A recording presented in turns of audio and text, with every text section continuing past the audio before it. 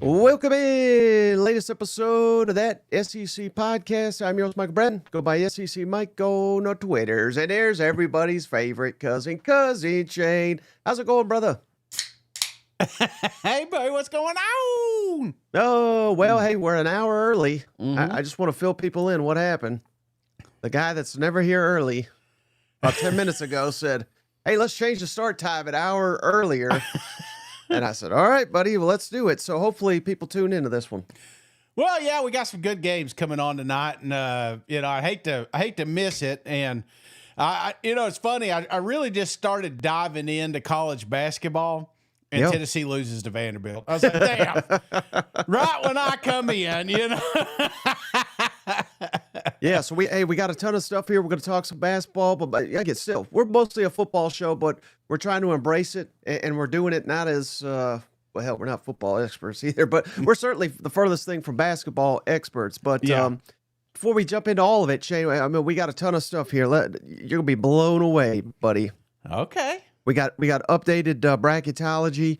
We got again, there's a couple games coming up here in the SEC and basketball, and then I got a ton of fun stuff looking ahead to the 2025 season. And I want to close it with this one, buddy.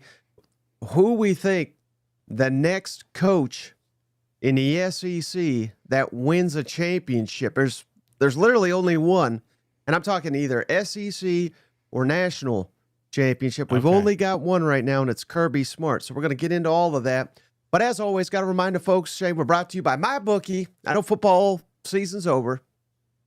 So that's hard for me to even say. But they got you covered over at MyBookie with all the sports. So again, head on over to mybookie.ag. That's the website.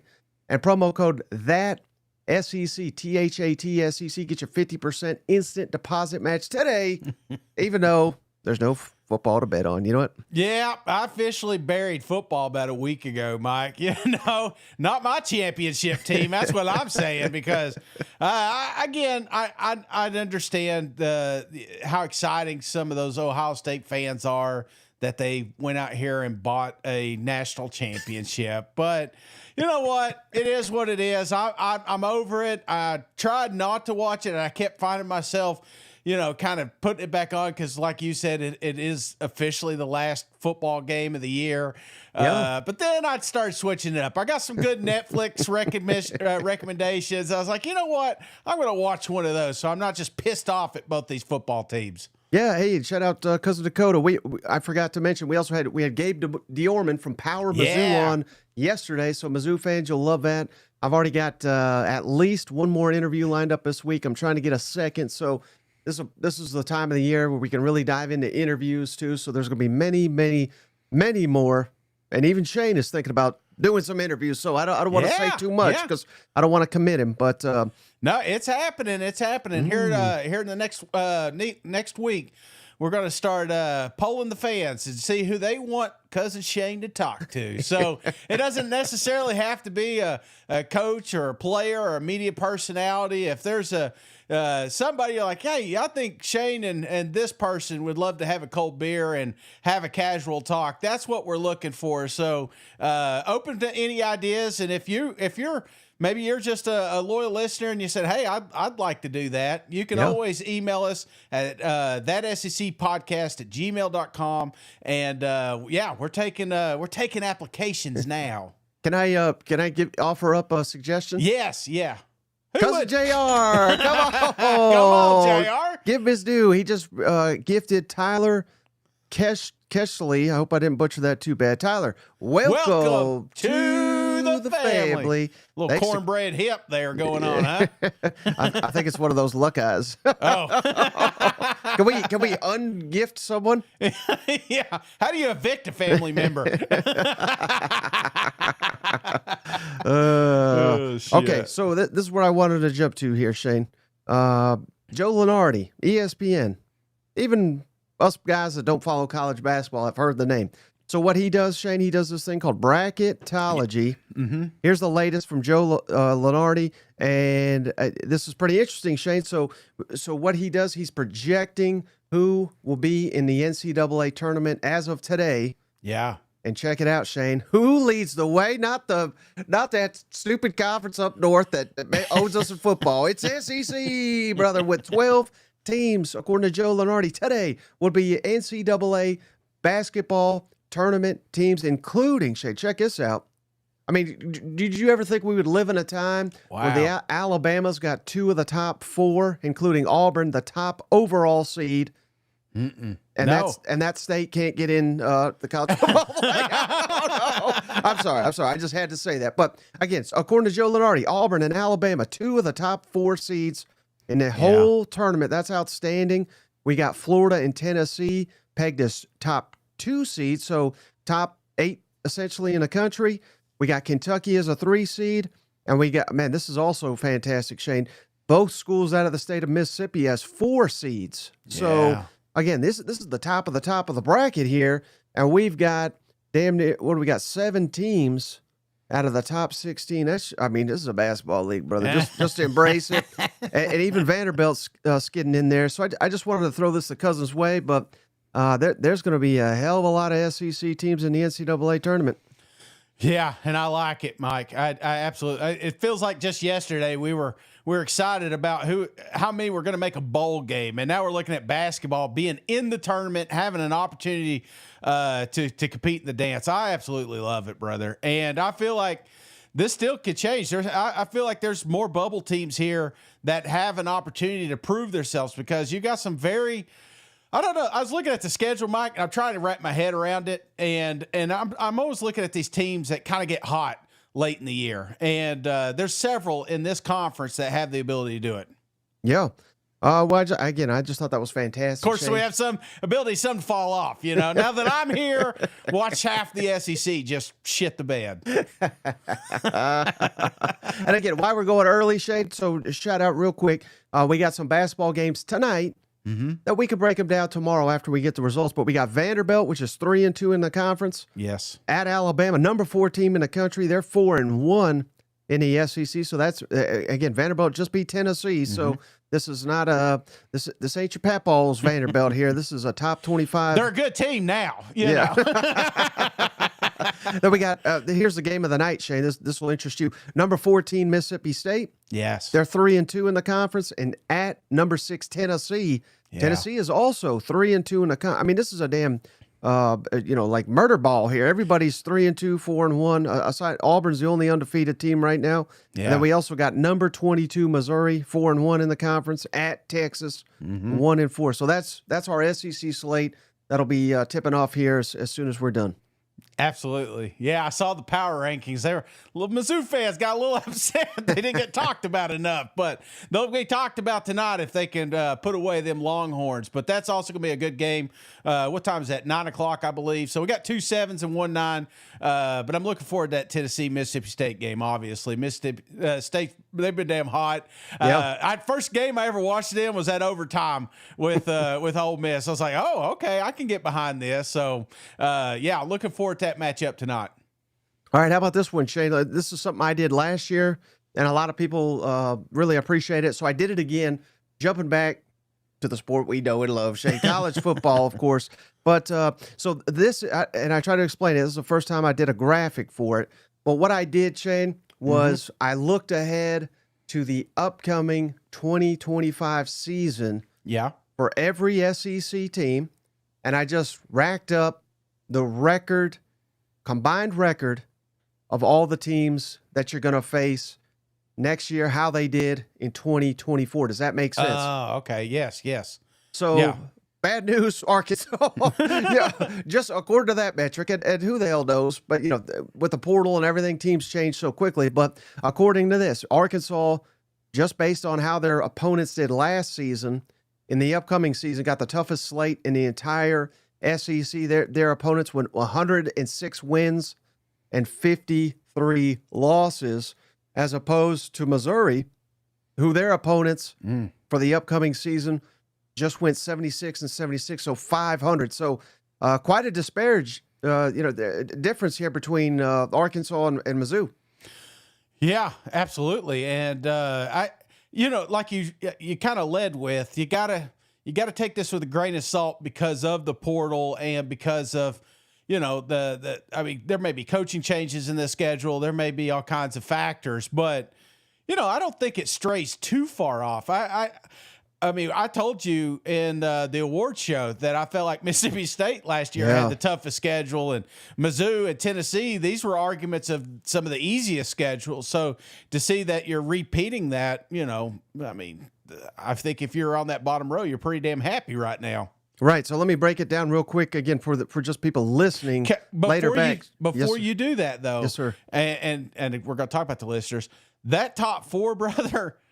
All four of those coaches are on the hot seat. You know what I'm saying? I mean, all four of those are going to be having to answer some pretty tough questions if they walk away with a bad season next year.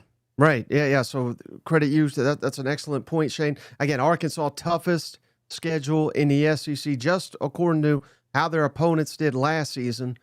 Mississippi State second. Mississippi State opponents went 103 wins, 56 losses. So. Yeah, you're right. Jeff Lebby right there, right in the crosshairs. Kentucky's third hardest, 102 wins against 55 losses. So Stoops, thoughts and prayers to that, buddy.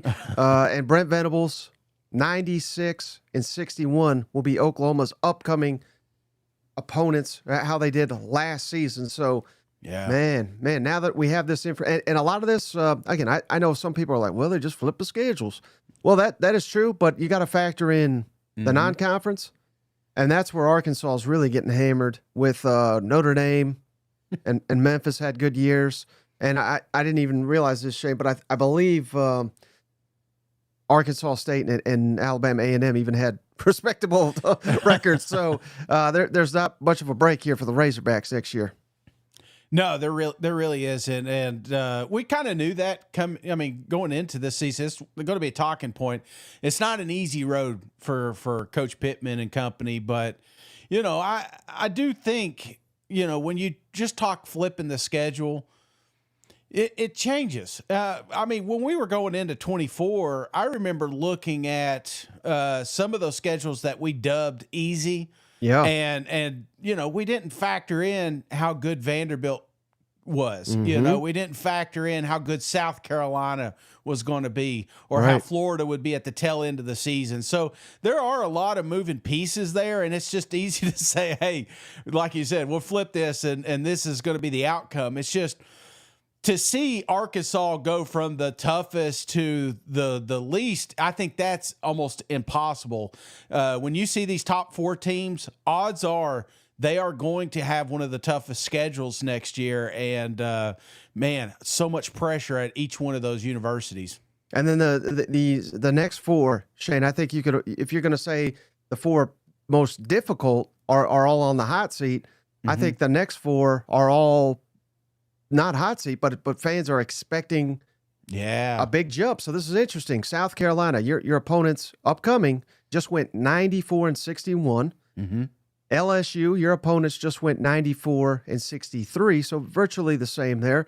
A&M, your opponents went 92 and 66, and Auburn 91 and 65. So again, not a ton of separation there. Right. But these are all programs that are demanding an even better record, and quite frankly, they probably should with the talent, with the quarterbacks, with the coaching continuity that they all four have.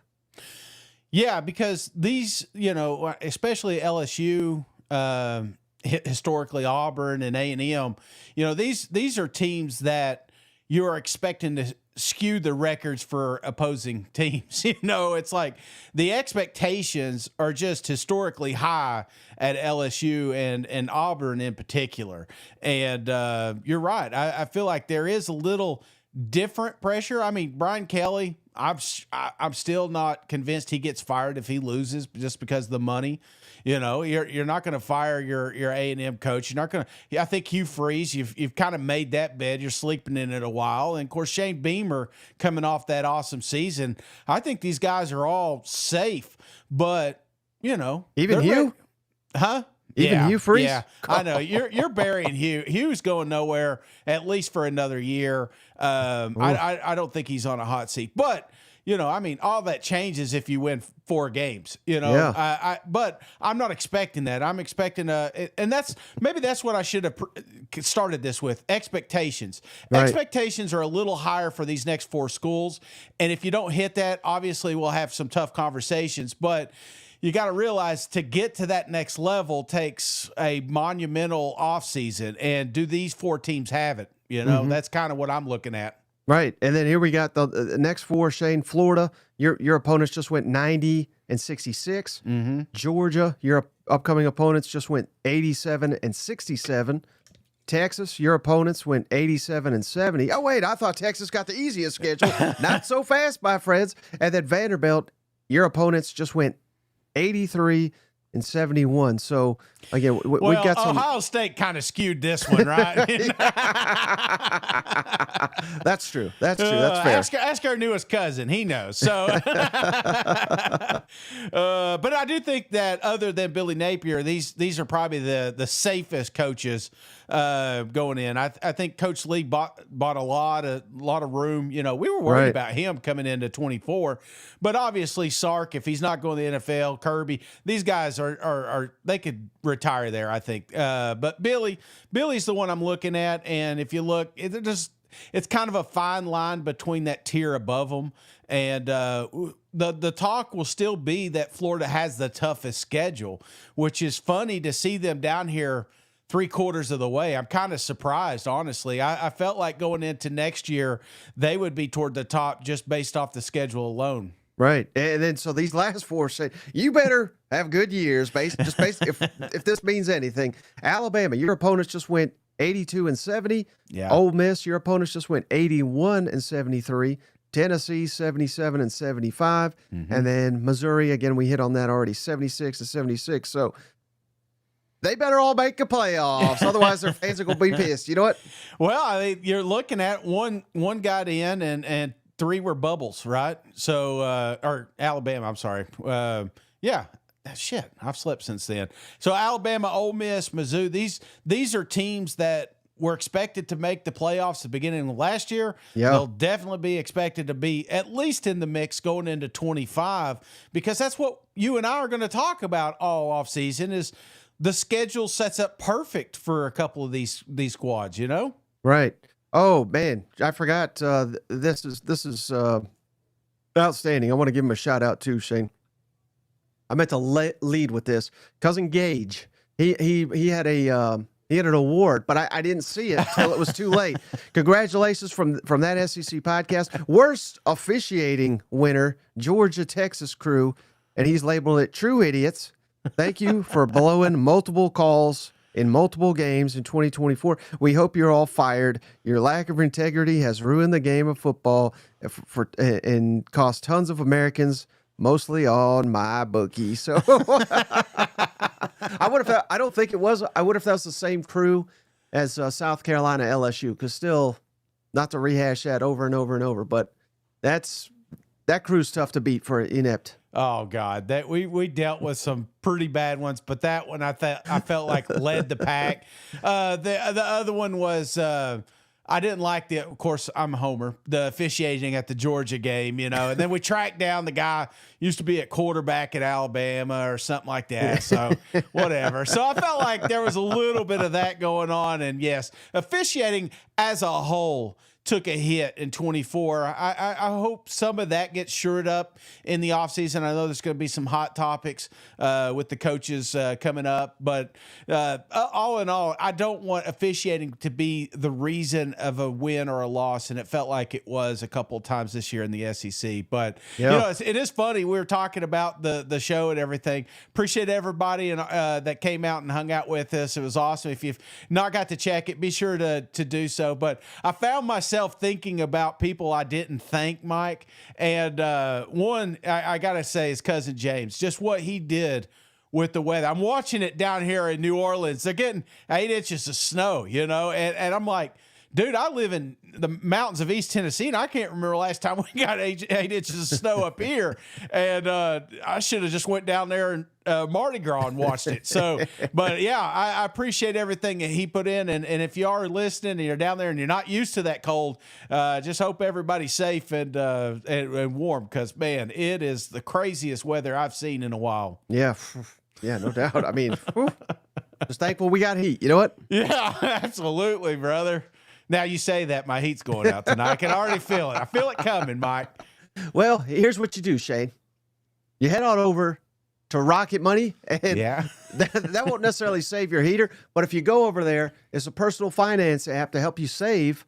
You can have a little nest egg in case something like your heater does go down. Thanks to Rocket Money, all the money they'd save you, boom, you got you a new heater. You know what I'm saying? So head on over to rocketmoney.com, put in that promo code GAMEON. That's the promo code over at Rocket Money, and this is a really tremendous tool. It's a personal finance app, like I said, and it'll look up all your subscriptions.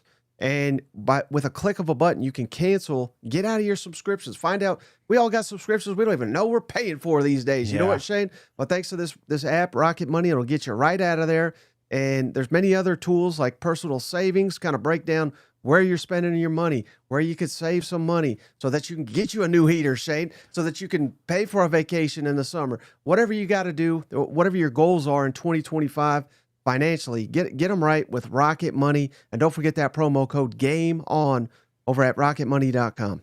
Yeah, killer app, man. I thought I was doing good last week, and then it shot me a text. It was like, hey, man, hey, brother, this is how much you spent compared to last year and this last week. And I was like, damn, we are up a little bit. That's why I went to the gym. I said, I can't afford to do anything else. I'm going to Planet Fitness. Well, here's what you do, Shane. You take some of that money you're saving. Yeah. Throw it on some Heisman odds. Come on, we got some debut Heisman odds for the upcoming season. And, man, this may blow you away. Who do you think, hopefully you haven't seen this because I'm trying to catch you off guard here. Who do you think, not only in the SEC, but in all the country, has the best odds to win the Heisman Trophy in 2025? You better not say Arch Manning. Who are you saying? I would say, damn, I don't know. Give me I don't know. Give me Arch Manning. No, I would have thought so with the hype and everything. Yeah. But how about this, buddy? Garrett Nussmeier, 9-1 odds to win the next Heisman Trophy. What's your thoughts on that? LSU, of course, quarterback, and they're spending big in the portal. I'm gonna throw up our schedule here. I'm not saying he can't win it, but that's a ton of pressure, and I'm not surprised at all to see him have odds, but I am surprised that he's the leading. He has the best odds, so to speak, and this is according to FanDuel. Well, I think again, unfortunately, national championships or SEC championships, national championships, Heisman's, they usually go hand in hand. I felt like last year was kind of a one-off, but we weren't surprised. I mean, there was a lot of marketing behind that and a lot of performance. I mean, it's a two-way sport, whatever. However you feel about the Heisman, I feel like the Heisman moving forward should be more on what we saw in Colorado, an individual that is a huge part of a football team that makes a world of difference. But the reason that I think Nuss is up here is because people are thinking that LSU could have an opportunity to compete for a national championship, Mike. This is a team that needs to win 10 wins, 11 wins. They're not a bubble team. They are a team that we are used to being on top of the mountain. Hell, I heard Nick Saban on an interview talking about just how great that job was. I mean, this is Nick Saban, coached at Alabama, coached in the NFL, talking about, that basically he wish he didn't have left. Now that's, I'm taking a small little nugget of that pod. So, but I just want to preface, Bama fans are like, bullshit, Shank. I think he was, worried more about going to the NFL as opposed to Alabama. So this wasn't an LSU Alabama thing, but I'm just saying it's a place to win national championships. And I feel like that's why Nuss is on there. It's almost a safe bet. And when I look to put money on a Heisman candidate, I'm looking for a team most likely to succeed next year. year, and LSU is going to be on the top of that list. I'm Not more the with, top, but I'm toward more the with top. cousin Tony. Can a 7-5 quarterback with Bradley Childress says, give me that as an over-under, and no. And here's a great question, cousin Eli. Is Nuss even the best quarterback in the country? I mean, at times, again, we shouldn't bury the guy. At times he looks sensational. When LSU was right there, and they looked like they could make the playoff, and it looked like, they were never a lock, but before the A&M loss, they looked potentially like the hottest team in the SEC, and then they ran into Marcel Reed outplayed him, and then of course Jalen Milroe outplayed him. So I don't know. This is just I wonder what maybe they're thinking. I mean, God, he's been there a while. It's not like he's an unknown. I don't know. I think he's very good. I think he's a top 3 quarterback in the SEC. He may even be the best quarterback in the SEC. But I'm not willing to bet on that right now. No, I guess not. But think about it. Usually in our lifetime, we don't see a quarterback win a Heisman.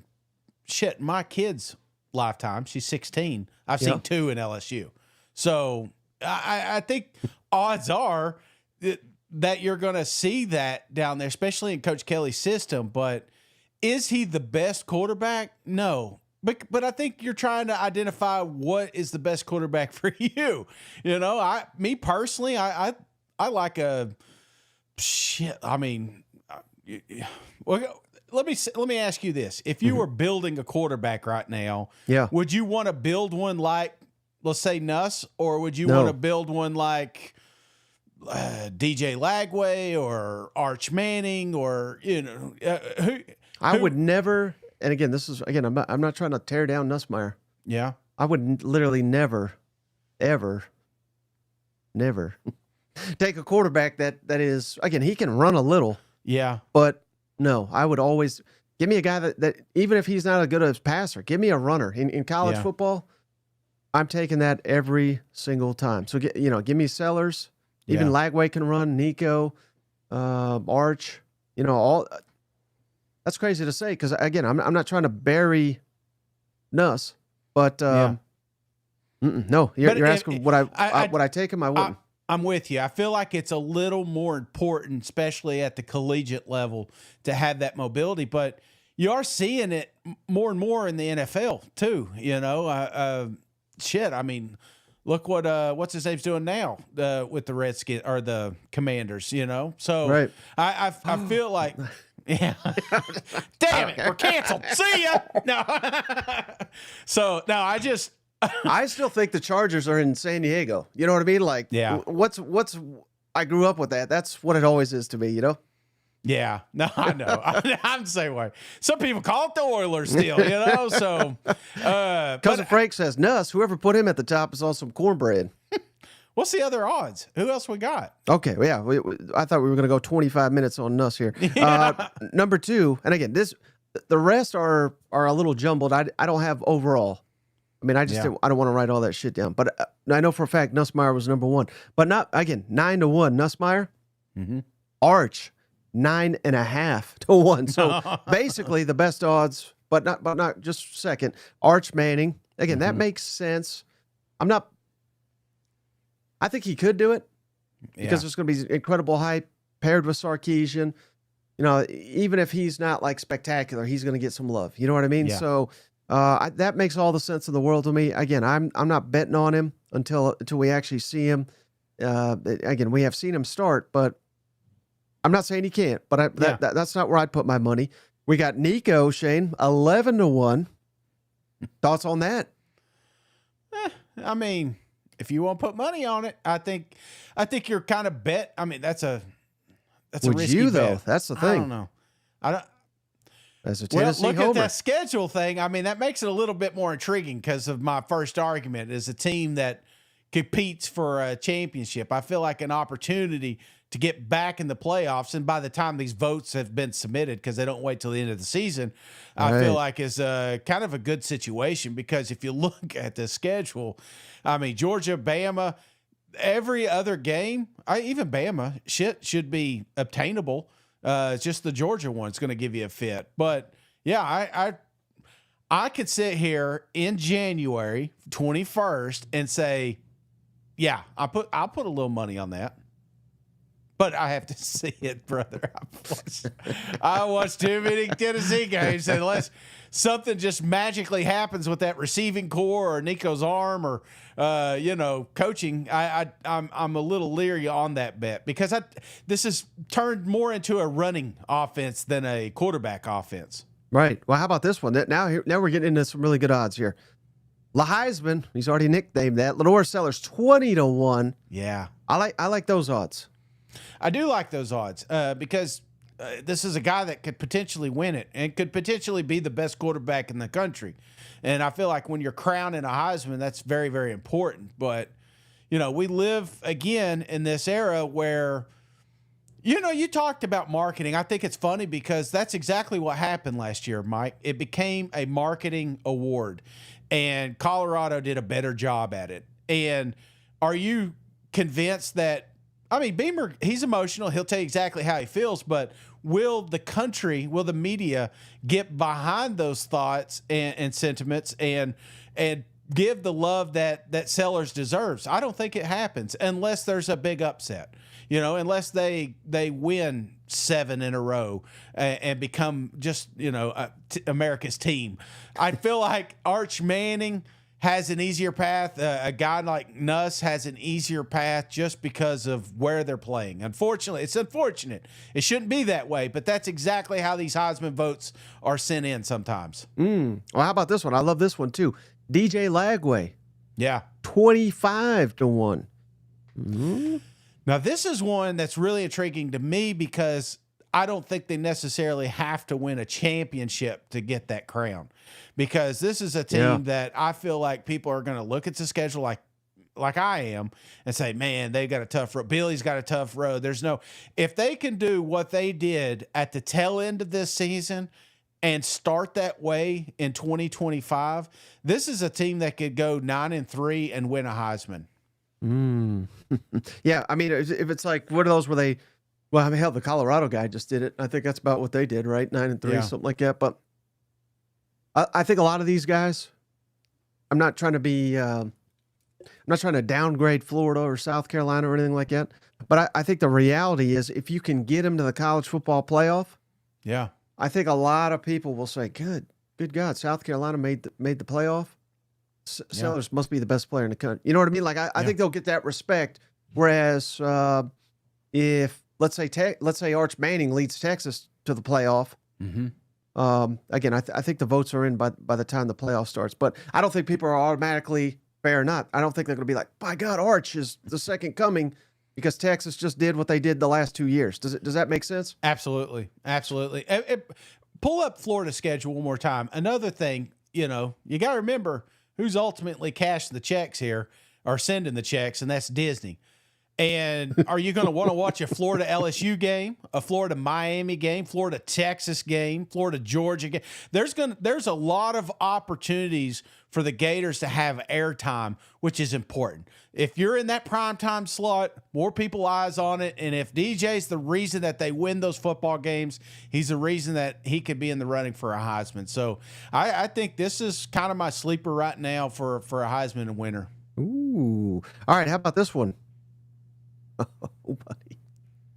Let's bring him back, baby. Bring him back to glory.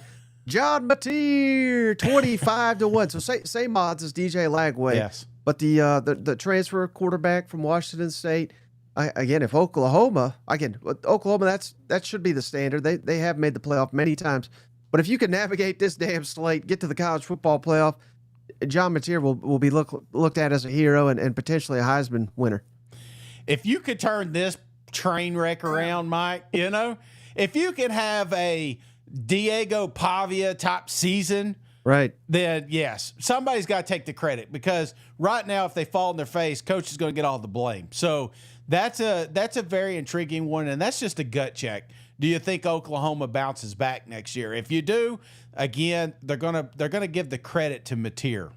And this is even one where even if they don't make the playoff, if they go like 9-3, but they lose like let's say, an overtime loss to Texas. Yeah. They lose at Tennessee, and they lose, I don't know, at Alabama. You know what I mean? As long as they're not blowouts. Yeah. I still think you'd be like, by God, John Mateer, he's the truth. You know what I mean? And like he's the reason that they were in this thing. Absolutely. If that makes sense. Absolutely. And can pull that. Sorry, I know you just brought it down, but again, Michigan. I don't care how you feel about Michigan. It's a marquee game.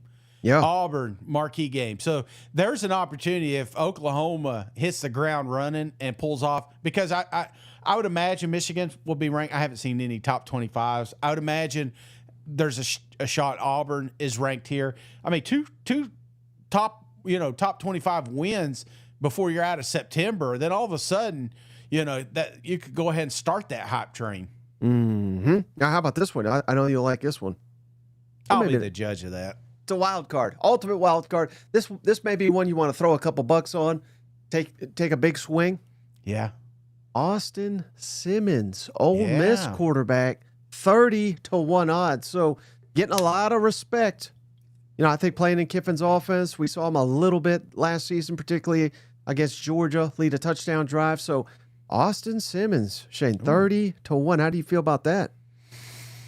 How do I feel about it? I feel pretty damn good about it, but I'm basing it off one game. Yeah. I mean, I'd love to sit here and say, I told you, Mike, this is kind of my dark horse for a natty, and I love the schedule set up. I mean, man, what a beautiful schedule.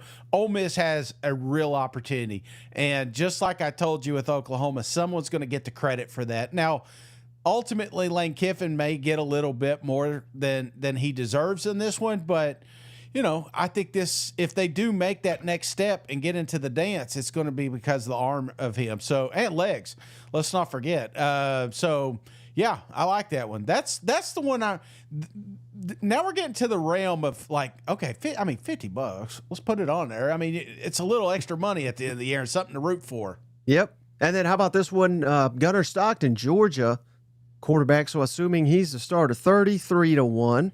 Mm-hmm. That could be good value. He may not be the best player in the country, but to your point, Shane, they largely credit the quarterback of the best team. Yeah. Would not be a stretch at all to say Georgia's the best team in the country. So that's an interesting one. Marcel Reed, Texas A&M quarterback, 40-1 odds. It's a little wild card. They've tried to do everything they can to improve the receiving core. They're bringing back a lot of the offensive line. I believe 4 starters on the offensive line, and they're bringing back a lot of running backs. So he's going to have a lot of they've also added some tight ends via the portal. So that's an interesting one. Jackson Arnold, used to be Oklahoma. Now he's Auburn, 45-1. Oh. And then here, how about this wild card, Shane? Ty Simpson, projected starting quarterback, Alabama, 50-1. If he hits, who knows? I mean, that's one that could break out. You could be getting real value at 50-1 in Kalen DeBoer's offense. And then can you pull up Alabama's schedule real quick? Mm-hmm. Let's just see here what we dealing with. Florida State, okay, start out big.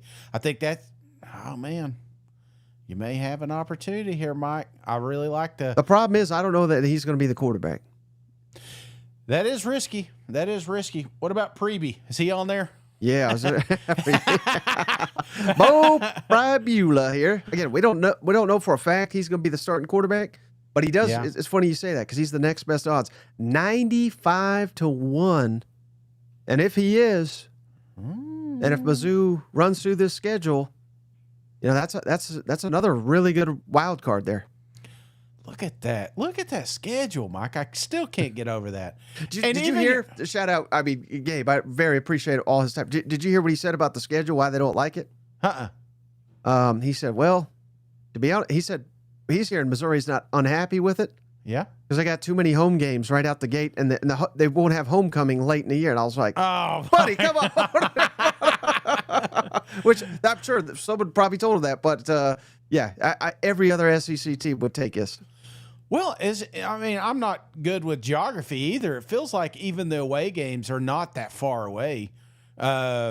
I'm just looking at it. So again, maybe somebody can fact check me there, but that's another thing is if things are going well and you get to those road games toward the tail end of the season, I feel like you find an opportunity to buy a ticket and get your ass there to watch it. So, what a wonderful schedule that is. And then the only other one two other ones I wanted to highlight, Shane. Yeah. The whole board. I'm not guaranteeing he wins a Heisman or anything, but I think, again. Who? You froze up there. Well, because I'm trying to delay here, Shane. I was going to shout out Cousin Eric. He says, Shane says $50 bet like it's no big deal. I bet he wipes his ass with Benjamin. So I wasn't going to say $50. I was going to say $10, $20 that you may not, regret losing because this is a gamble. But I love the odds, Shane. 150 to 1. Who's a quarterback we haven't mentioned that is immensely talented, that is back for another year 2 in the system? You have any idea who I'm talking about? Year 2 in the system? And with the team, however you want to say it. Who we both love. Green. Taylen Green, come on down. I get 150 to 1. That's a hell of odds there, Shane. He got banged up this year. Yeah. It ain't gonna be easy. Again, we did the schedule, and they got the damn murderers row of teams. Best records last year. But you catch fire, you pull an upset or two, and all of a sudden you're 9-3, you're 10-2, what have you. If Arkansas sniffs 9 wins, yeah, Taylen Green that tells me he's a Heisman finalist. Oh yeah, definitely, absolutely. If they're 9-3, these are the teams, Mike. These are the teams you're looking at because Arkansas, we're going to peg them for you win it, man. You beat Notre Dame. Yeah. You surprise Ole Miss early. You pull off a few of these upsets. Maybe you lose to Tennessee, this year since you beat them last year, something like that. But then you come back and you beat A&M, and then that's how you do it. You steal a little momentum throughout the season, and when you're watching an ESPN or something, and the highlights they see is Green, then you kind of put 2 and 2 together. So yeah, it's a long shot. That's he's not 9-1 odds here, Mike. He's 150. So, and I got $50 because I got Rocket money. I didn't know I had that. I was $5, $10 here. Then I started saving money. I was like, hey, I could bet more. And then the only other one, I know you hate this guy, but I love him to death, Shane. Diego Pavia, 180 to 1. Again, these are crazy odds. I think I'm not saying he's the favorite, but I would have thought he's closer to 25 to 1 or something like that, just because he's a big star. What they could do at Vanderbilt, if they win eight games this year. I'm trying to find their schedule here, but if they surprise some people, you beat Alabama, you win 8-9 games. How are you not going to reward Diego Pavia with some hardware? Well, I mean, he was talked about in 24. Right. Until he fell off a little bit toward the end of the season. So, yeah, it's kind of the same boat. You're asking for a lot because, Pavia was a huge part of that offense, but statistically he didn't wow you. You just had to watch the game. So if you get more eyeballs on Vanderbilt, then he may have an opportunity to compete for this. And by God, Mike, the tail end of the season, you're looking at Texas, Tennessee, teams like that.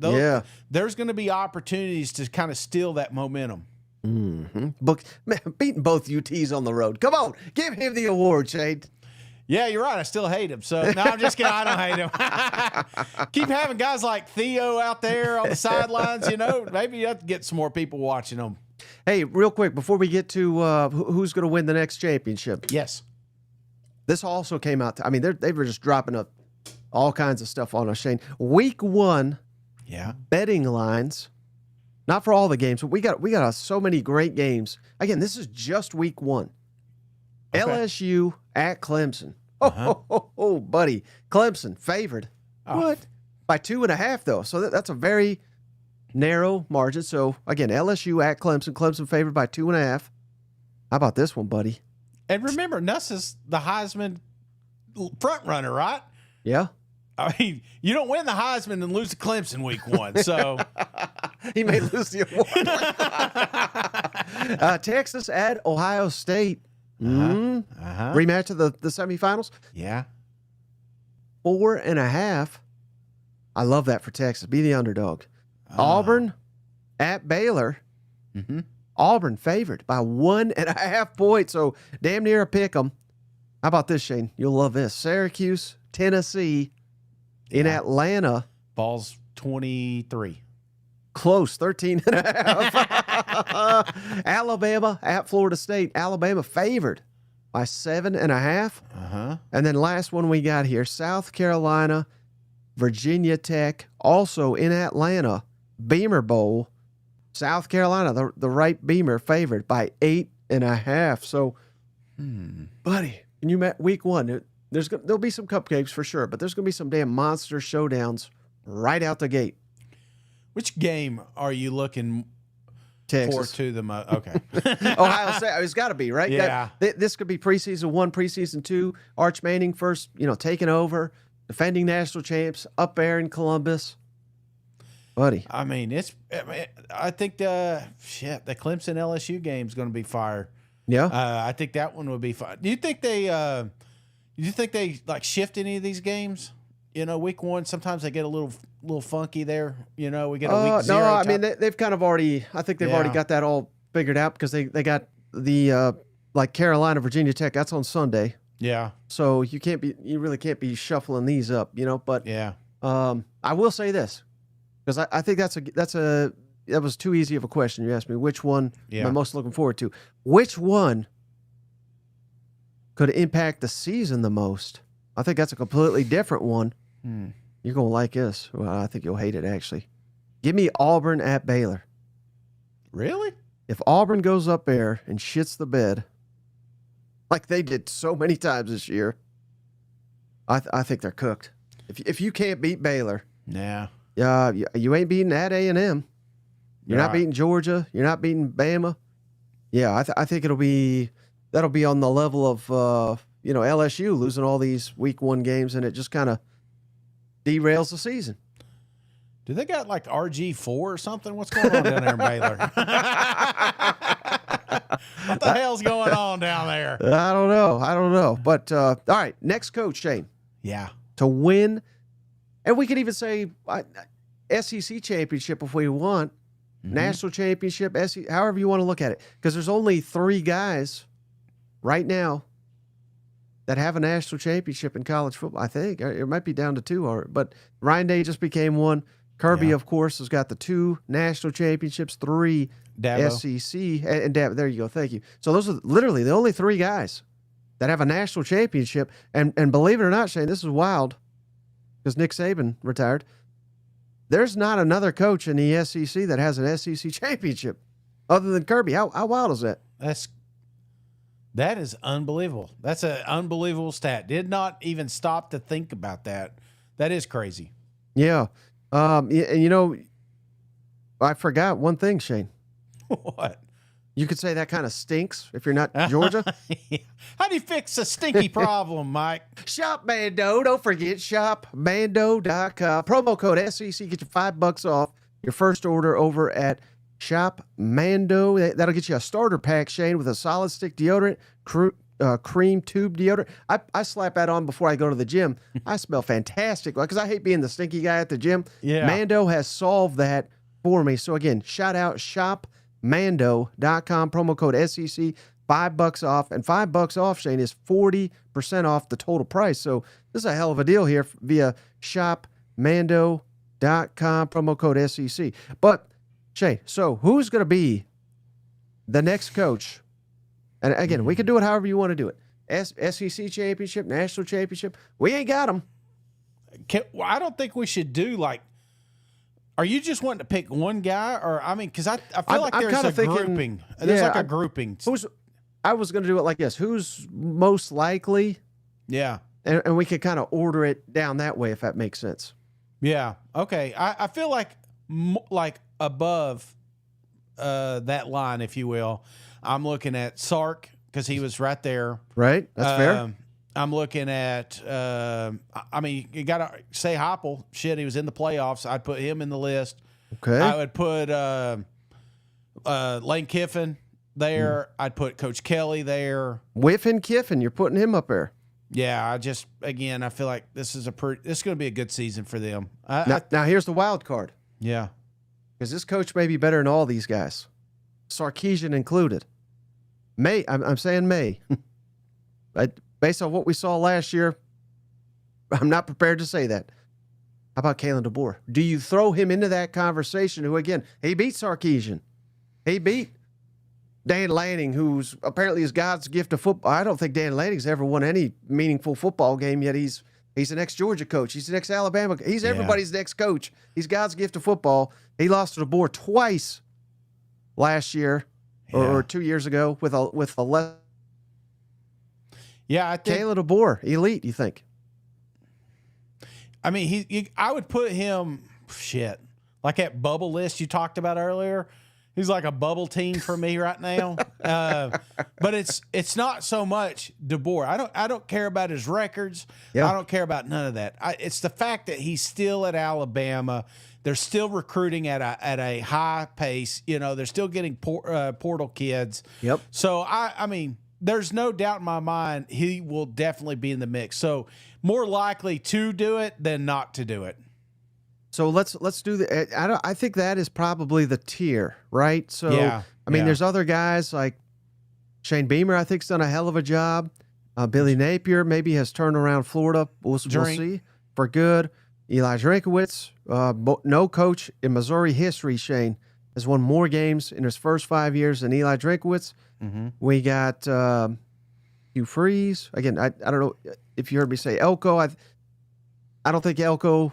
I think is an elite coach yet, but he could be. So I think this is a tier of itself, right? Sarkisian, Heupel, Kiffin, Whiffen, Brian Kelly, and Kalen DeBoer. Is anyone else you'd add to that list? Say it one more time, just so I can say it. Steve Sarkisian. Yeah. Josh Heupel. Yeah. Lane Whiffen. Yep. Brian Kelly. Mm-hmm. And Kalen DeBoer. Yeah, that's a grouping. So let's rank these guys. Least to more likely. Least, okay. Least.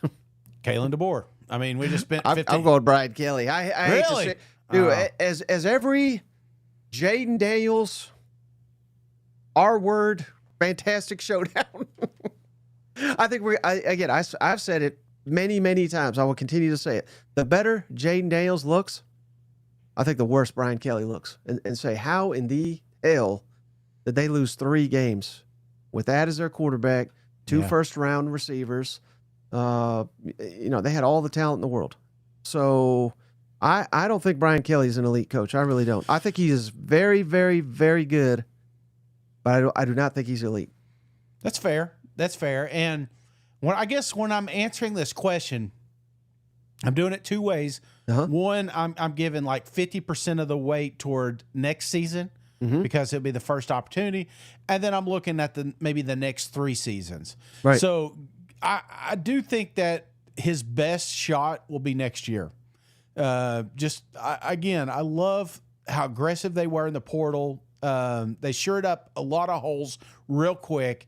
This is a team that always has success. So when I look at the 3-4 year mark, I feel a little bit more confident that LSU would be in at least that national championship game.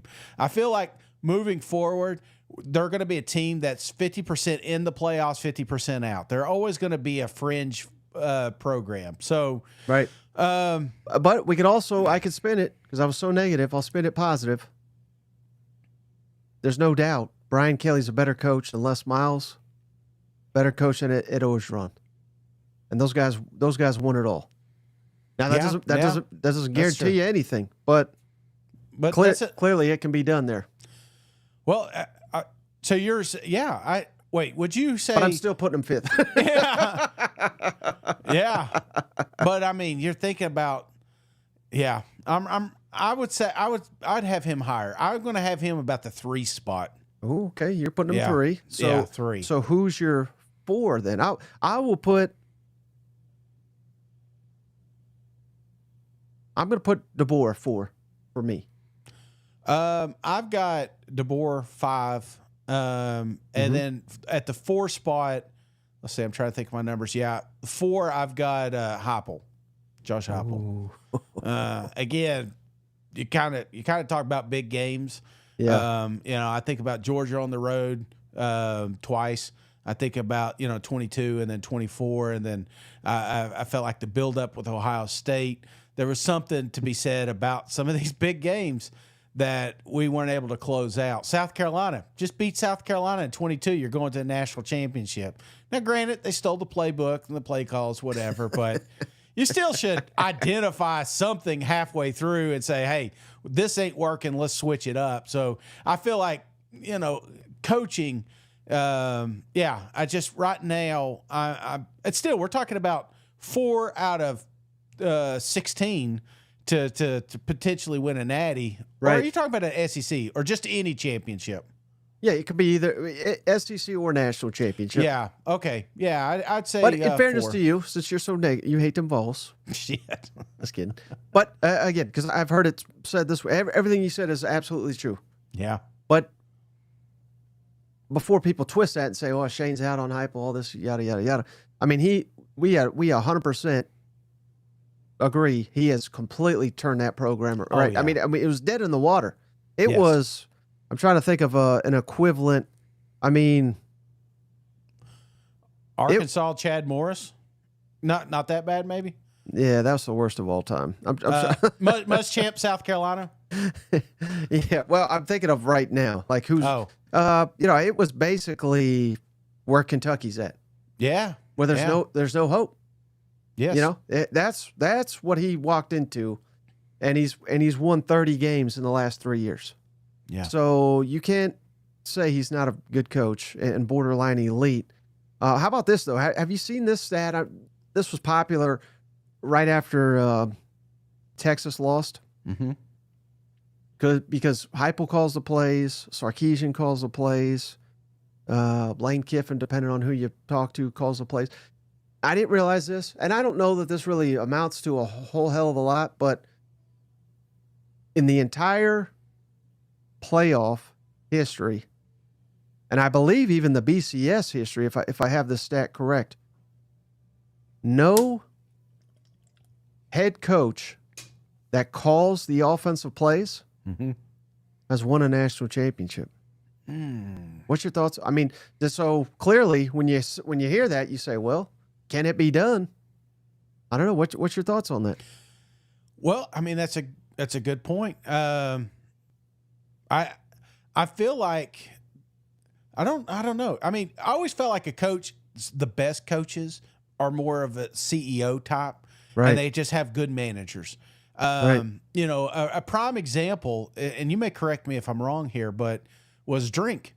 Drink was a play caller for a long time, and then when he kind of relinquished that duty, then they start hitting 10-win seasons. So I don't know if they correspond, but you have to ask yourself that when a coach puts more effort on a side of the football, that takes away from the total, 50,000 mile view or whatever that saying is. It's just, I feel like some of the fine things that kind of get slipped through the cracks that get exposed on Saturdays, because the coach is solely focused on one. So yes, I'm right there with you. I feel like the better coach does not coach a particular side of the football. And the reason I bring that up, because we're down to 2, Sark and Kiffin. Yeah. Who call the plays. So can they get it done? And again, Kiffin hired Charlie Weiss Jr. Maybe he's really calling the plays, but certainly Kiffin listens to everything and gives input and all that. Because when Ole Miss was struggling on offense this year, everybody blamed Weiss. Of course. That's the beauty of having a coordinator, even if you're calling the plays, where you could throw his ass under the river, or under the bus, what have you. The Sark or Kiffin need to give up the reins there, do you think, to get over the top? I don't know about giving up the reins, because those are just, I'm not saying that's savant, the best thing Sark does, I'm not saying savants, but they're at the peak of their game, and it wouldn't be bad to have someone in their ear, like you talked about Weiss, just kind of, but how much influence does he have type deal? So I don't know, man. I feel like you can say this works and has been working because you got two coaches that have been flirting with playoffs and one coach that's been in it 2 years in a row. So, and won games in the playoffs. So I would imagine that it can happen. It can work. It's just we've not been able to see it as much. So we're definitely going Sark 1, Whiffen 2, right? I'm going Sark just because, again, he's been in the playoffs 2 years in a row.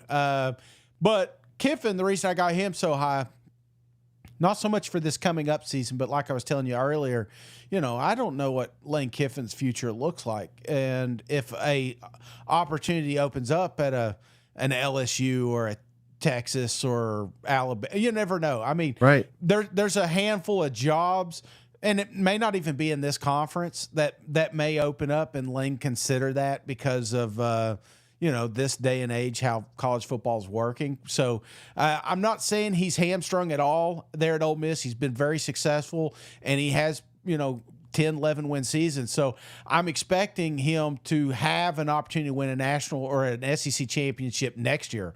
I feel like he will be one of the top 3 teams for sure. All right, so then we got a second tier, right? Yeah. I'm grouping these guys together. You tell me if you would not include any of these guys. Shane Beamer at South Carolina, of course. Yeah. Billy Napier, Florida. Hugh Freeze, Auburn. Mike Elko, Texas A&M. Eli Drinkwitz, Missouri. And then you're gonna kill me for this. I'm adding one more, even though I'm ready to run his ass off. Brent Venables, Oklahoma. And that, to me, has got more to do with Oklahoma. Because, again, he did win 10 games 2 years ago. Yeah. So it's not like he's a complete fool or anything like that. But that would be my second tier. And I didn't do those in any order. I'm just putting them in a tier. Any of those you would add to or kick out? Honestly, I'd kind of split these tiers. I was thinking more like Drink, Shane, and possibly Hugh Freeze in a grouping. You love Hugh. Okay. No Elko, huh? Got to see more from him? Yeah, Elko is, again, he was I'm not saying experiment. I shouldn't say that. But, year one, this is... he did lose to 2 of those guys you just referenced last year. Beamer and Freeze, right? Yeah. So he went 1 and 2 against them. A&M's a perfect place to win championships, Mike. You know, and I was convinced Sumlin was the guy. I was convinced Jimbo was the guy. I've been convinced that a lot of A&M coaches were the guy. And, I told you, I'm not out on A&M, but it's almost like I'm out until I see something. And I'm not going to just say, well, because I'm building a dynasty in college football 25, yes, an A&M job's the one I'm probably looking for. But, a lot of people have had the opportunity to succeed down there, and they just haven't for different reasons. So I'm not saying 1 year, awesome start to a season, we're putting him in there. I'm looking at body of proof and what Beamer has been able to do in South Carolina, not to mention what he's got in that quarterback room, and then what Mizzou has done the last 2 seasons, and not to mention how much money they are spending in the portal and the stadium and taking that next level. I just feel like those 2 coaches are in a little bit not like kind of a 1A or 2A, 2B situation. And same thing with Hugh Freeze. Hugh Freeze in Auburn, also he's had the ability to win some very big games. Now he's lost some dumb ones, but he's also, recruiting his ass off, and he's got a football team, I think the best football team he's had in a long time. Yeah. Okay. Well, I'll go with you there, but I'm kicking Hugh Freeze out. So I think I think Drink and Beamer are in their own class. Yeah. I would give a slight edge to Drink. Okay. Very slight. Yeah. I think Beamer's done a hell of a job. Yeah. And I think a lot of people don't like him, so they don't want to give him credit. Well, same thing about Drink. I mean, they're polarizing guys. You know what? Yeah. But I think the SEC's significantly better, and quite frankly, both those programs are significantly better with them. So I'm putting Freeze, Napier, Elko, and Venables in their own tier. Yeah. Okay. I'd flip it. I go Beamer and Drink, and the only reason I'm doing that is because I feel like of your sign. No, well, okay. I mean, Shane Beamer's a great coach, but I feel like they take I mean, you got a real potential for a Heisman candidate in that room, and it's easy to recruit when you got a guy like that. And not so much 25. I'm looking more at 26. You know, I feel like the SEC gods are going to be a little bit easier on South Carolina because of the scheduling. So, right. and a little bit harder on Mizzou given what they've had the last 2 years. All right, so you got. I'll give you Hugh Freeze. He would top his tier for me, and you've got him in maybe at a different tier. Yeah. But if you had to rate Napier, Elko, Venables, would you add anyone to that? Would you take anyone out? No, I don't think I would add anybody. I think this is a good group here. I'd go Elko one. Yep. Destroyed Florida at Florida year one. Yeah, he gets the edge there. Billy, number 2, and then Venables. Yeah, Venables. So the last grouping we got Clark Lee. Well, maybe he shouldn't be down here. Sam Pittman, Mark Stoops, Jeff Lebby. I think that's the order right there. Even Clark Lee, Sam Pittman, Mark Stoops, Jeff Lebby. Yeah, Lee, Pittman, Lebby. Is that it? Stoops. Where's Stoops at? Is that the order? Yeah, that's the order. Oh shit! Now let me throw you an ultimate wild card. Yeah, this will piss some people off here. Let's say any of these. It could be any of these coaches, all the way up to Sarkisian, all the way down to Jeff Lebby. Next to win an SEC or national championship, and it doesn't even have to be at their own school. So I'm saying maybe they get hired away. Yeah. You know, what happens if Clark Lee wins 9 games next year, and then Florida fires Napier or something, and then they say let's get Clark Lee. Or what if Mike Elko gets hired by Texas? That would never happen. But you know what I'm saying? Like, is there a coach that you see but could be like, wow? I mean, maybe not where he's at today, but in the future could win a championship somewhere. Oh, that's a good question. I mean, we already talked about Lane Kiffin. That's the ultimate one.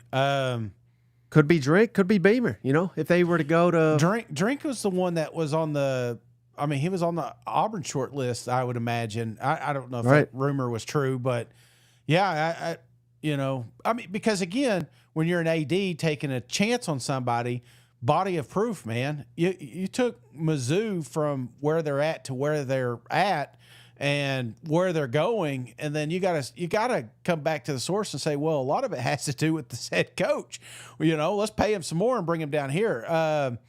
Beamer, I don't know about Beamer. I don't see him going anywhere, but anytime soon. But who knows? He may just say enough's enough. You know, if another job comes open and maybe he takes it. But I don't see that happen. I think he's all in. Is there any other coaches? Like, let's say, God forbid, let's say the Jets call Kirby. They say, Kirby, come over there and coach Aaron Rodgers. You know, he's like, you know what? F it. I've always wanted to coach in the NFL.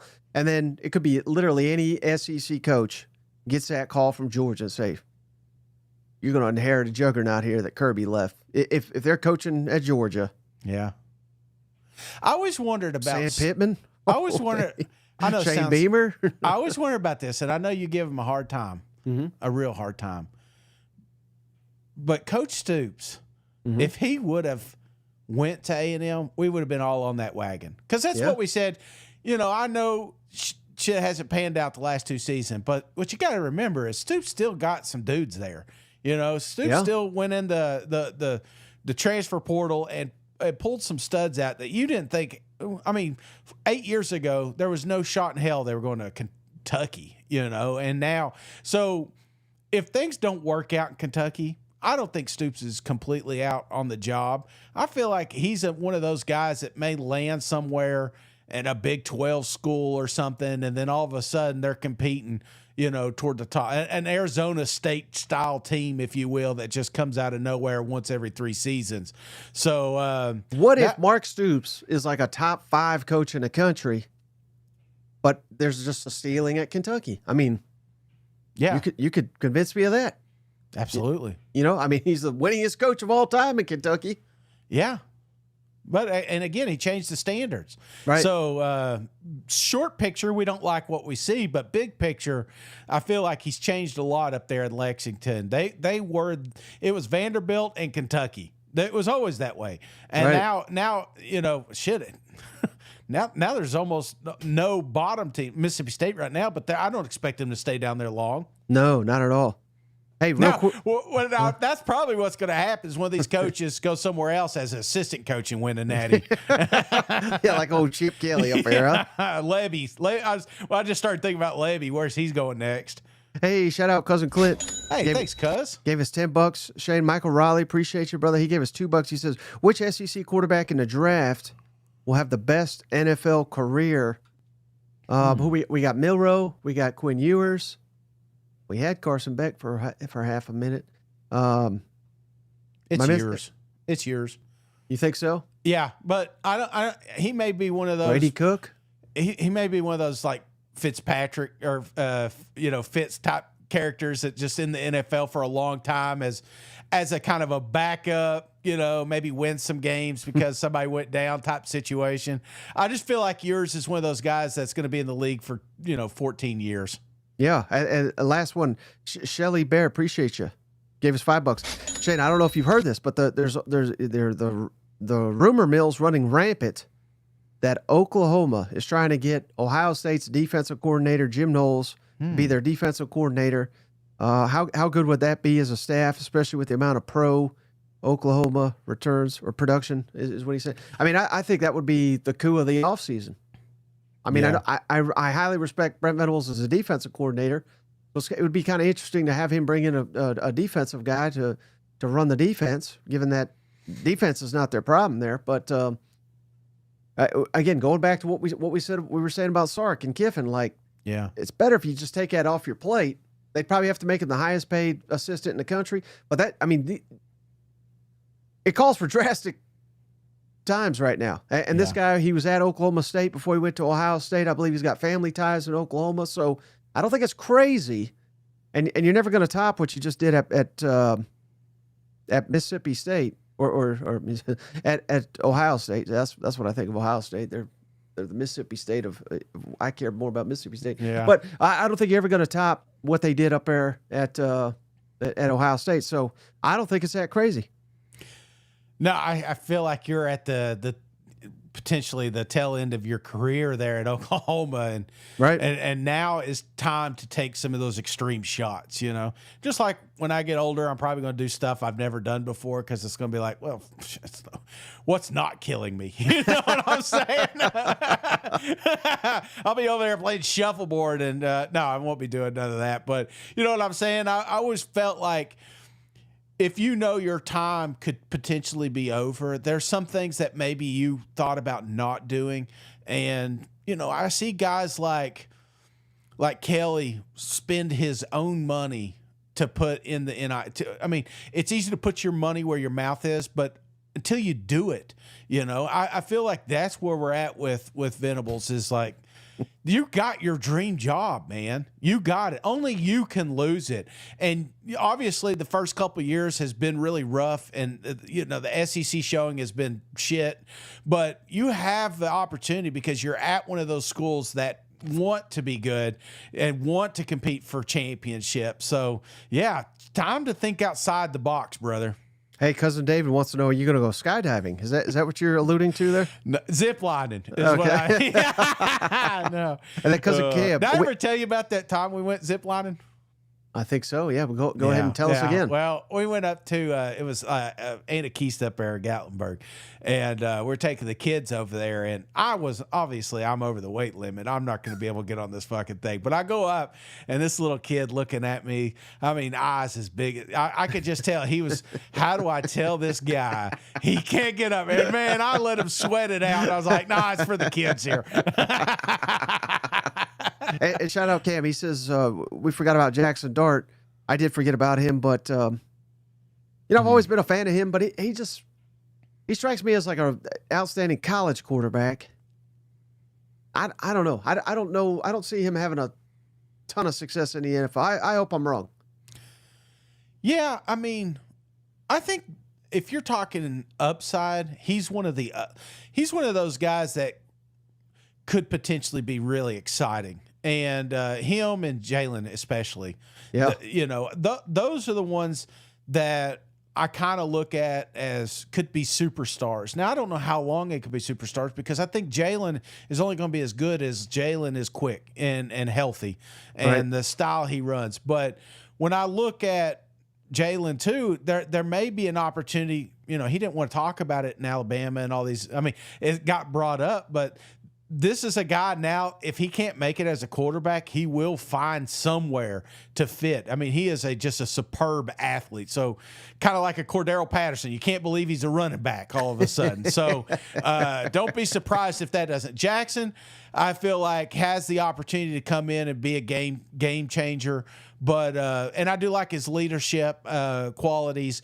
But I just feel like Quinn, longevity, long as health, and of course he's not been healthy, is one of those guys that's always going to find a roster somewhere. So big picture, I feel like he has a lot more stats statistically. Now, I don't think he's winning any Hall of Fames or anything, but that's just where I'm at right now. He kind of not that they're the same player, but remember like Chase Daniel, who was like in the NFL for like 16 years, and he was always the backup, you know what I mean? But he always made the roster, and they always throw out the stat. He made like $80-something million because he was the backup for 15. Like, that's the best gig in the world. You know what?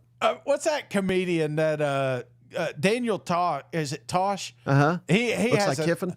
Look, he has an awesome bit. If you get a chance to check it out, he was talking about quarterbacks and he was talking about how much they make, and then he was like, he was talking about Brett Favre, and then he goes somewhere else and he says, "Well, how much does a backup quarterback make?" And they were like, "Oh, like $4 million." He goes, "I'll do that," And then he says that, and he goes, "They said, man, you're 55 years old, you can't do this," and he's like, "Well, how much does the practice squad guys?" He's like, "Oh, you're just gonna make $400,000. He goes, "I'll do that," And then he's talking about returning punts at 70, So it's like,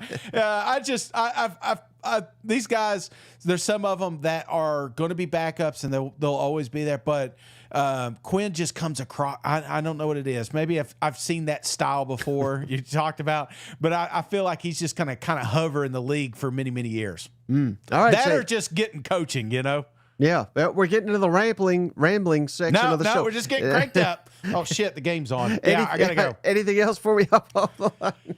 No. It's good seeing everybody. Let's watch some basketball here, Mike. Hopefully not any crazy upsets, but if there are, maybe we'll jump on. So I appreciate everybody hanging out. Be sure to have those notifications on, because as soon as we go live, you'll be notified. Absolutely. Well, I appreciate you, brother. I appreciate each and every one of you. We'll catch you on the next one. All right, see you guys. Go Vols. Hey, buddy, this beer's for you, Mike, and Cousin Shane. That SEC podcast loves the Pirate, and the Pirate loves that SEC podcast. Hail State.